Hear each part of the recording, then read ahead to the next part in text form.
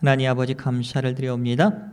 오늘도 예수님 안에서 아버지 저희들을 지켜주시는 것 감사하고 오늘 시편 19편을 통해서 다윗이 하나님의 창조 세계와 그리고 우리의 영혼을 소생시켜 주시고 새롭게 만들어 주신 은총을 고백하는 이 시편의 고백이 저희들의 고백이 될 수 있도록 예수님 허락하여 주시기를 간절히 원하옵나이다.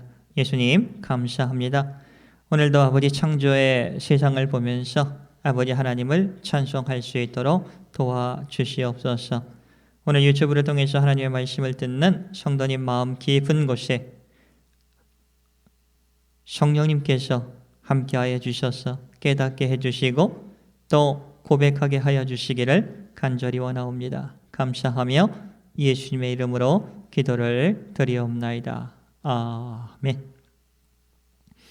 자, 여러분 인사하겠습니다. 여러분 안녕하세요.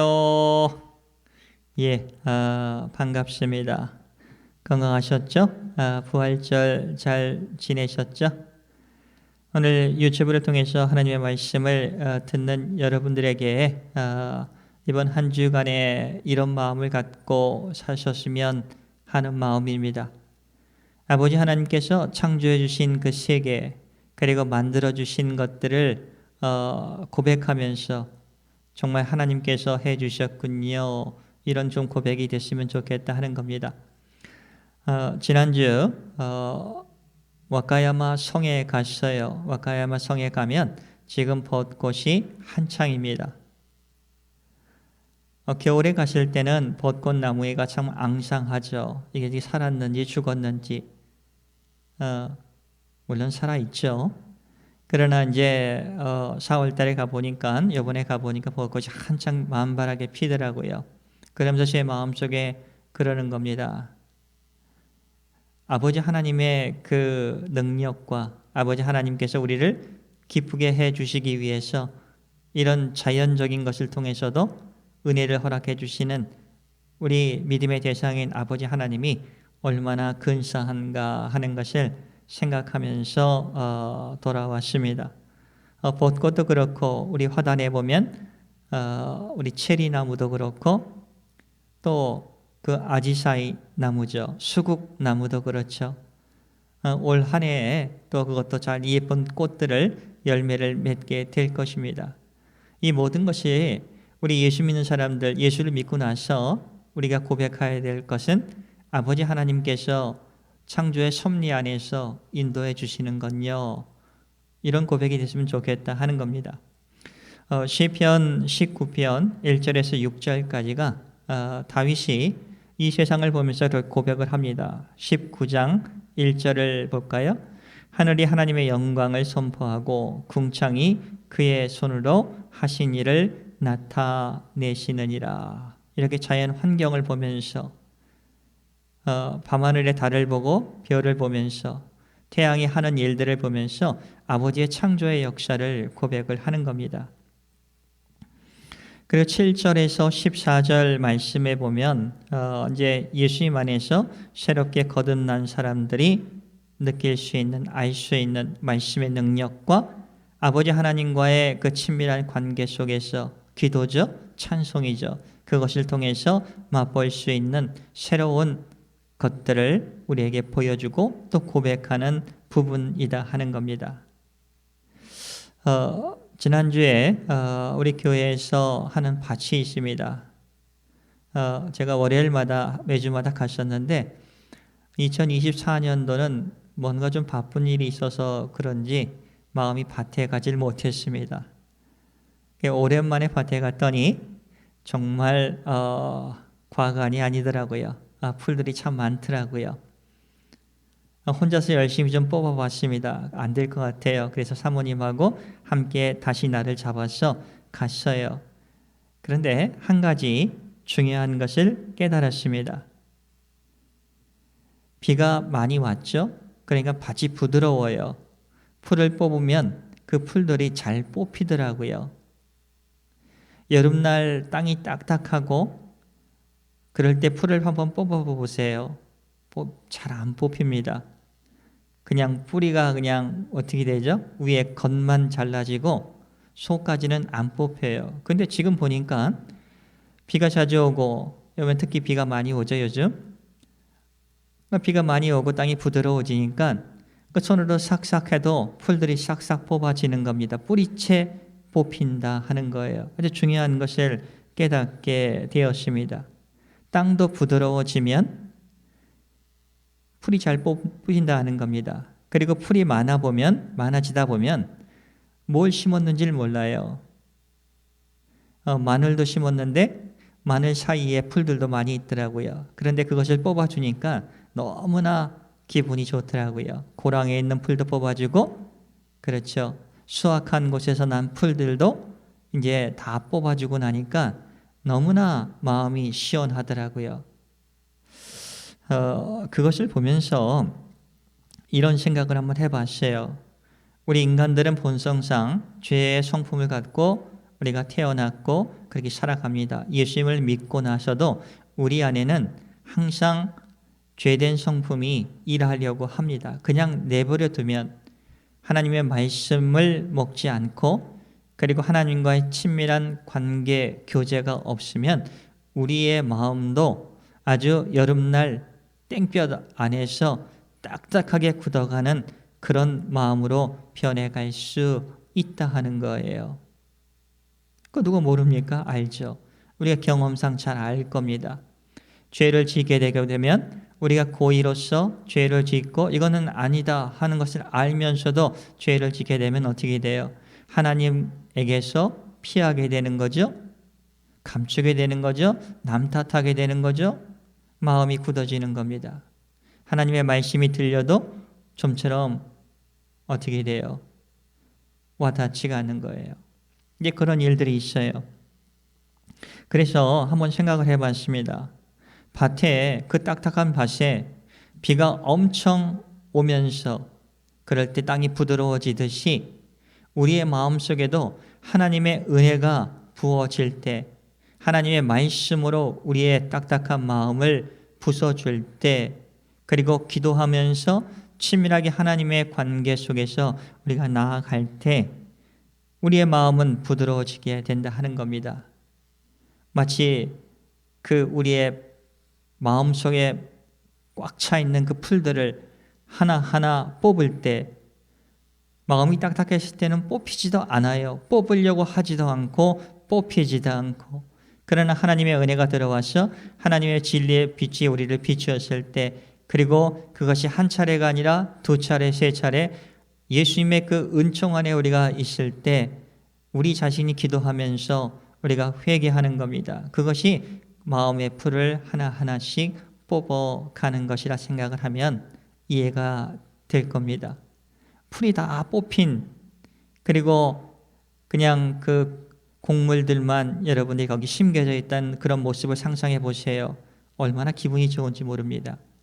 우리 마음의 딱딱한 밭도 부드러워지고 하나님과의 관계를 방해하는 많은 풀들이 뽑히고 나서 보면 정말 주님께 온전히 찬송하고 온전히 감사하고, 그리고 삶에 있어서 우리가 무엇을 가치 있게 두고 살아가야 하는 것을 알게 된다 하는 겁니다. 여러분, 땅이 딱딱하다 보면 하나님의 말씀의 씨앗이 뿌려져도 거기에 박히지 않는 겁니다. 그러니까 씨앗이 나올 수도 없는 것이고 그냥 죽어버리는 거죠.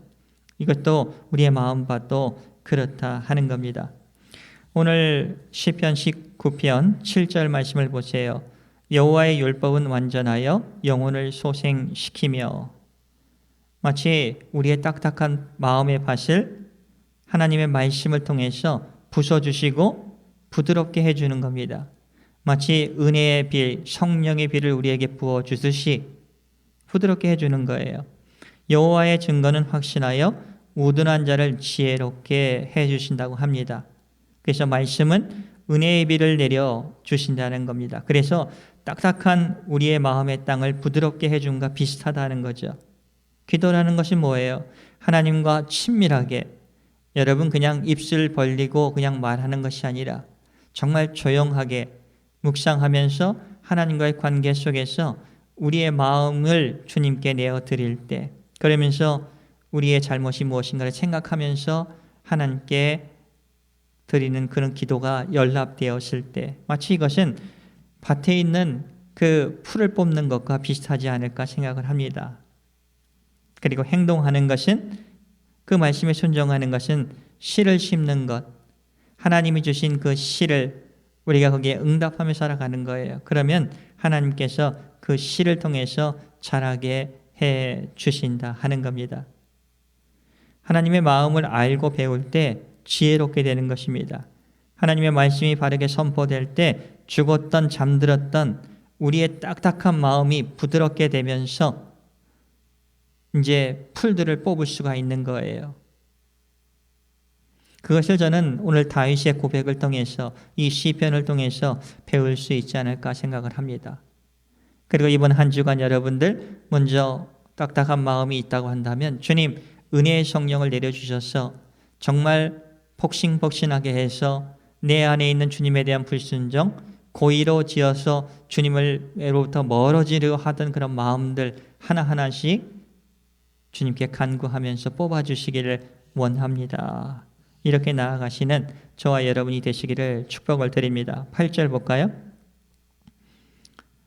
여호와의 교훈은 정직하여 마음을 기쁘게 하고, 그렇죠? 마음이 기뻐요. 여러분, 풀이 정말 많았을 때 그 밭을 볼 때의 마음이 아파요. 근데 풀을 다 뽑고 나서 깨끗하게 되었을 때 그런 모습을 보면 너무나 기분이 좋아요.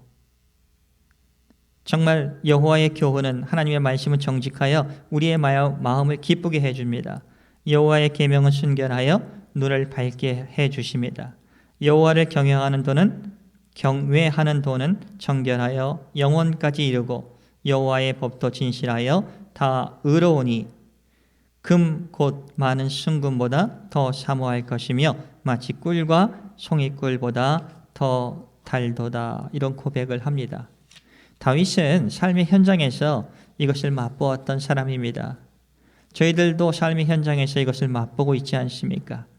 그래서 이런 11절에 이렇게 고백을 합니다. 또 주의 종이, 다윗이 고백을 하는 겁니다. 주의 종이 이것으로, 말씀으로 경고를 받고 말씀을 지킴으로 주님께 상을 크게 받았습니다. 이렇게 고백을 합니다. 상이 크다 이렇게 고백을 하죠. 그래서 우리는 이렇게 기도해야 됩니다. 오늘 중심 포인트는 12절부터 14절의 말씀입니다. 하나님의 말씀으로 우리의 그 딱딱한 그 마음의 밭이 그 부드럽게 되어 있어요. 근데 거기서 끝나는 것이 아닙니다. 이제 뽑아야 되는 거예요. 그 뽑을 때는 기도가 필요한 겁니다. 어떤 기도냐? 12절. 자기 허물을 능히 깨달을 자 누구리요? 나를 숨은 허물에서 벗어나게 하소서. 그러니까 우리 자기 허물을 누군들 다 알 수 있습니까?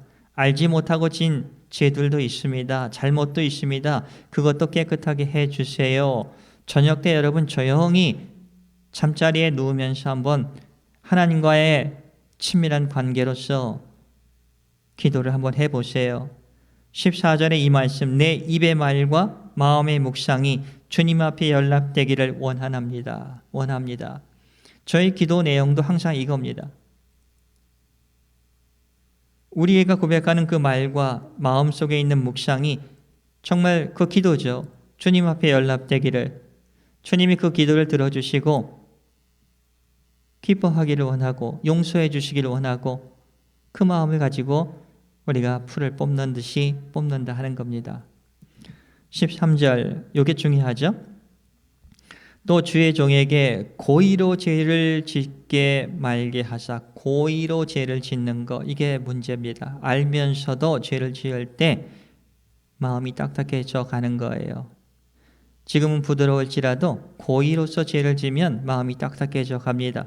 여름에 말라버린 땅과 비슷합니다. 풀을 뽑으려고도 안 뽑혀요. 잘 뿌리는 그대로 남아 있어요. 그래서 그 죄가 나를 지배하지 못하게 해달라고 기도하는 거예요. 다시 한번 읽겠습니다. 13절. 또 주의 종에게 고의로 죄를 짓게 말게 하사 그 죄가 나를 주장하지 못하게 하소서. 그리하면 내가 정직하여 큰 죄가에서 벗어나겠나이다.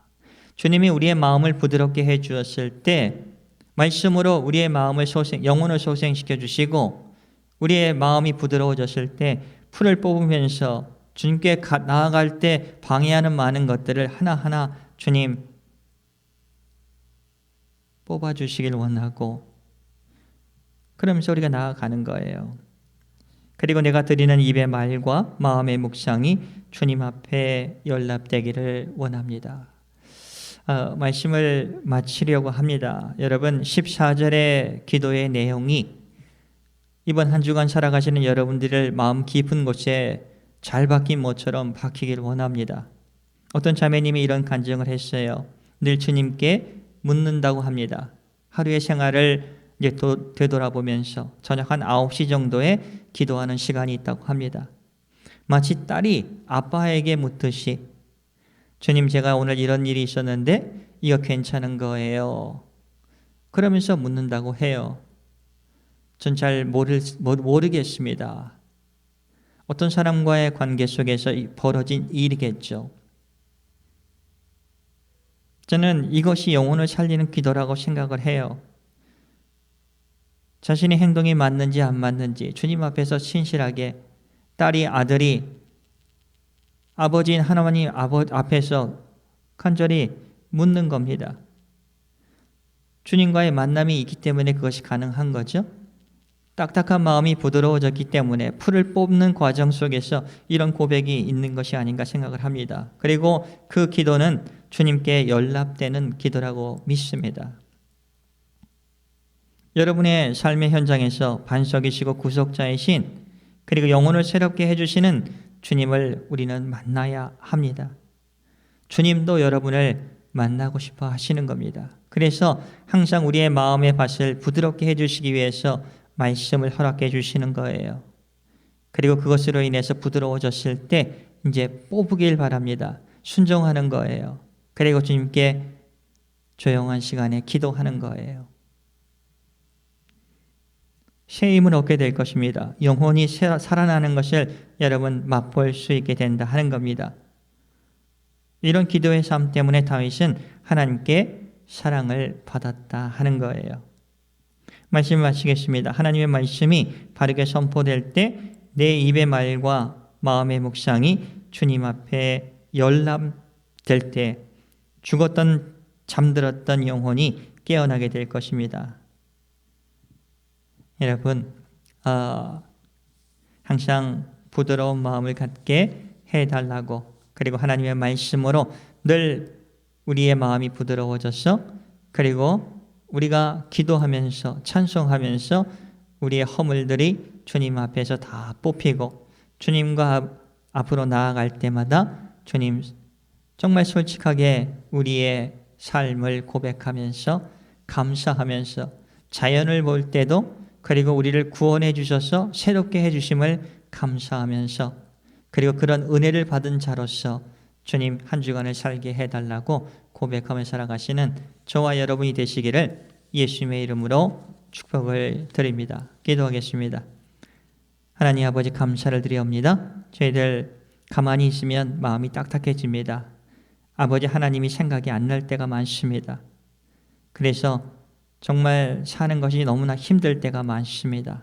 예수님 하나님의 말씀의 은혜로서 딱딱한 마음을 부드럽게 해주시고 그리고 하나님께 기도하면서 그 무성한 풀들을 잘 뽑아낼 수 있던 능력과 지혜를 허락하여 주시길 원하고 또 순종하면서 아버지여 정말 씨를 심으면서 아버지 하나님께서 그것을 자라게 해주시기를 간절히 원하옵니다. 그런 은혜가 이번 한 주간 풍성하기를 예수님의 이름으로 정말 간절히 원하옵니다. 감사하며 예수님의 이름으로 기도를 드리옵나이다. 아멘.